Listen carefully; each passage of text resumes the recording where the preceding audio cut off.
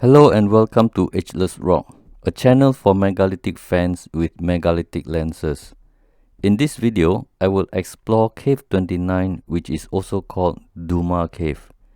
Duma in Hindi language can mean chanting mantras and tantras, so I think this cave must be a great place for prayers and meditation.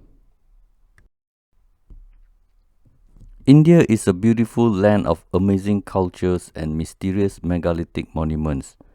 Duma Cave is the last of Hindu cave in a stretch of 17 caves. Although Cave 13 to 29 are considered Hindu caves, bear in mind, Cave 13 is not a Hindu cave. It is just an empty rectangular hole with nothing inside. So, it is like a break between Buddhist caves and Hindu caves. While Cave 13 is completely empty, Cave 29 is a colossal achievement of ancient builders that gives us a sense of how easy it can be done with chisels. But today, we have difficulty making sense of the project, even with power tools.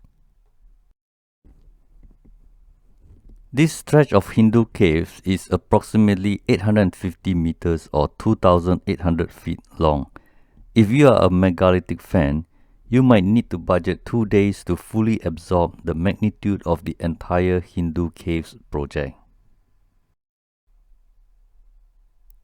Duma Cave is also known to locals as Sita Ki Nahani because there is a sculpture of goddess Yamuna mistaken as Sita. While statues and carvings can be mistaken, there is something you cannot mistaken. You can tell it is an enormous undertaking by just standing in front of the cave. The exterior has a huge amount of bedrock sliced out before work can even begin. It is an astounding achievement people overlook. This is a mindless activity compared to the need of a hall on the inside. Here is my point. This is what I would do to get the cave temple done. Hammering with soft chisel activity should be kept at minimal. But instead, a large triangular block was removed first. I can only imagine that it must have been extremely important to have a front courtyard, or slicing bedrock was extremely easy to do if you have the right tool. From an aerial view, it looks like the front courtyard is in the yellow box, but I think the project to remove bedrock starts from the very beginning, which is the yellow dotted box. I can estimate the width to begin with is about 17 meters wide and goes about 40 meters deep.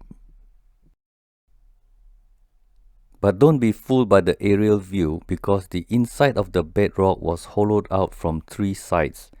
This is easily an 80 meters or 262 feet deep, counting from the front based on my assumption. Even more bizarre is that the north entrance had to be carved or sliced from the top to create a trench. Why is the north entrance so important that it has to be created out of a bedrock trench? I find this extremely unnecessary just to have an entrance. There must be some unknown sacred architecture required and we have no clue. It seems like Cave 29 is meant to enter only from the west side. You have to be a Spider-Man to come in from the south because it is very steep. But it is north entrance that bothers me most. It is not just a trench sliced out of bedrock. You can actually find it in other parts of the world. The megalithic builders also sliced trenches into the bedrock at Ladibela Church in Ethiopia. It is the same insane bedrock removal that leaves no trace of any rubble.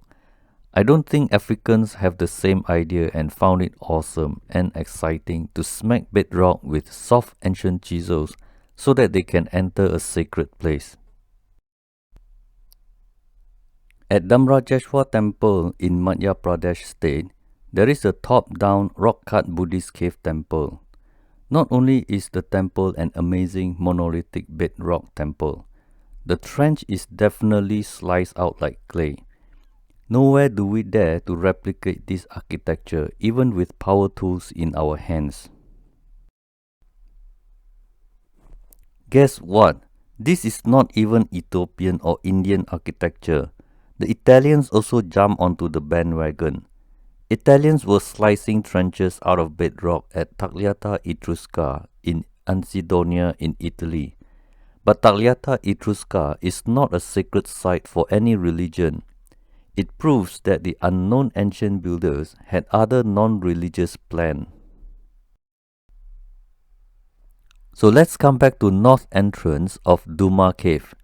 The volume of bedrock removed for entrance facing north is insane.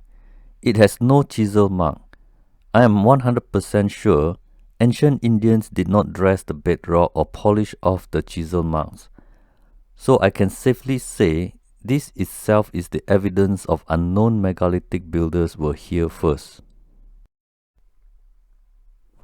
The cave was hollowed out at approximately 5.5 meters or 18 feet high with 3 entrances. This cave is well lit from 3 angles by an evening sun. The size of the temple is about 45 meters or 148 feet wide and deep, but this is not a square. The longest end to end is about 76 meters or 250 feet and is supported by 26 gigantic pillars. The sanctum is very unique because it has 4 sides with 2 Dwarapalas on each side. You can see the Yoni Linga from 4 sides. From the left entrance, there is an impressive relief depicting the marriage of Shiva and Parvati. But even more impressive is the circular structure on the floor. Anyone who sees this is going to be clueless, but what bothers me is that no one is bothered by this strange mark on the floor. This circular structure is the smoking gun that someone else was here doing unexplainable construction. It looks like the making of a stone wheel in progress. This is not an Indian or Hindu architecture for floor design. Stone wheels in Turkey and circular structure in Italy can only provide a clue that this is not religion or cultural thing.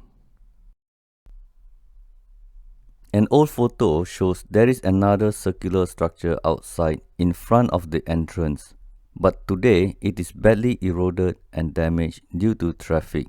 This circular structure should have been fenced up for future research. Looking out from Cave 29 is a very nice panoramic view of Cave 26 and 27. However, it is the striations in the yellow box that is most interesting to me.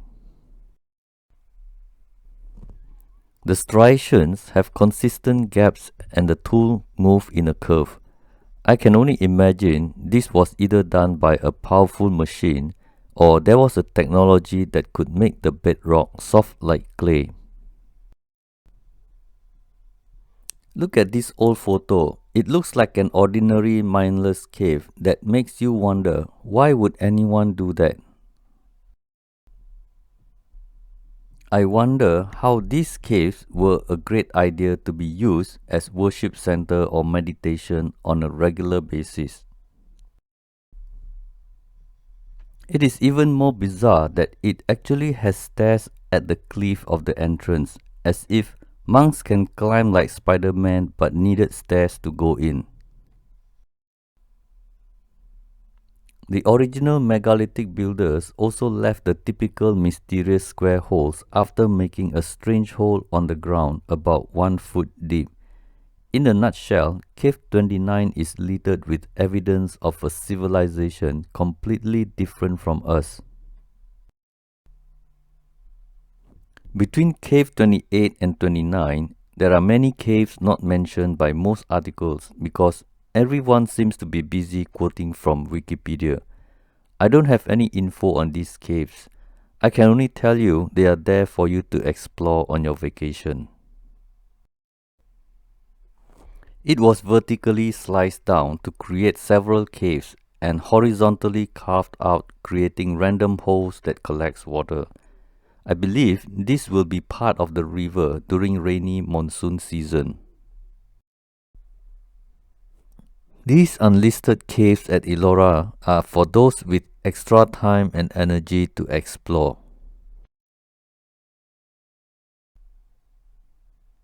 These are not secret caves because they were rediscovered long time ago. Some caves have big entrances while some have small entrances. But don't underestimate the small entrances because the interior is big. At the end of the day, I just wonder how devoted do you have to be to put so many lingas in a dark sanctum out of basalt. In a nutshell, Duma Cave is not just a magnificent tourist spot, but also a reminder that those responsible for these caves are international travelers. This is Bernie Ong signing out. Acha, Chao Tehen, goodbye.